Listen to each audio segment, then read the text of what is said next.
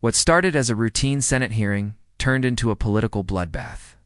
Pam Bondi didn't just call out Josh Hawley, she obliterated him in front of the entire nation. Accusations flew, voices cracked, and by the end, one of them walked out humiliated, the other removed.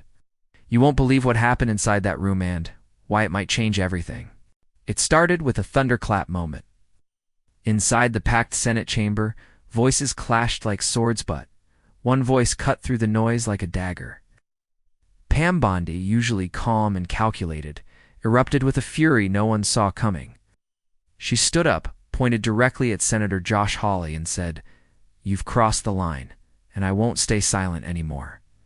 The room fell dead silent. Cameras zoomed in. Phones were pulled out. Twitter was about to catch fire. For months, there had been rising tension between Bondi and Hawley. Behind-the-scenes briefings turned into arguments. Meetings ended in slammed doors. But nobody expected this kind of public political explosion, and it was about to get a whole lot uglier. Pam Bondi didn't come to the Senate floor that day to play politics, she came to drop bombs. In a scorching 5-minute takedown, she unleashed a detailed list of what she called blatant hypocrisy and fear-mongering by Hawley. She accused him of using emotional manipulation, cherry-picking legal arguments, and weaponizing patriotism for personal gain. Her words hit like a hammer. You swore an oath to defend the Constitution, not your ego.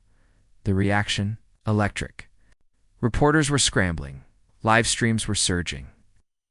The hashtag Bondi vs Hawley trended within minutes.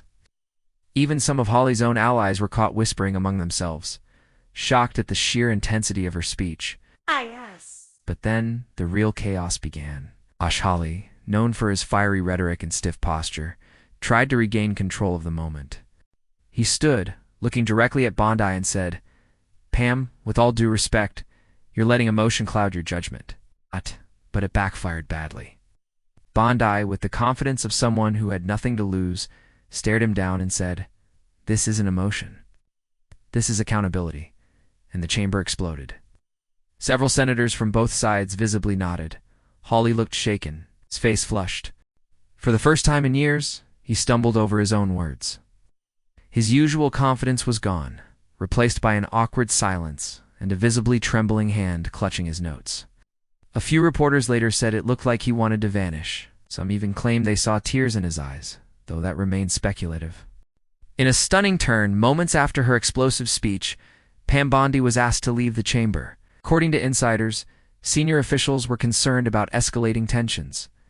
It made a quiet call to de-escalate by asking her to step out. Some are calling it a soft removal.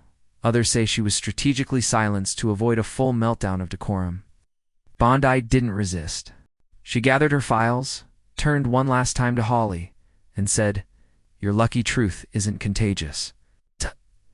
She walked out to a crowd of cameras, reporters, and staffers, some clapping, others too stunned to react. Hawley, meanwhile, sat frozen. He didn't move, not for a full minute. The moment was historic, and the aftermath even more chaotic. Within hours, media outlets exploded with coverage. Bondi goes nuclear. Hawley humiliated on Senate floor. Pam Bondi removed after verbal annihilation. Clips from the confrontation were everywhere. YouTube, Instagram, X, even TikTok. Pam Bondi's speech went viral, racking up millions of views. Memes followed, parodies surfaced, and Hawley's approval rating. It dipped almost instantly. Behind the scenes, sources revealed that a private ethics complaint was filed. An investigation may be on the horizon. But the real question is, was this the end for Hawley? Or just a brutal warning shot? One thing is clear.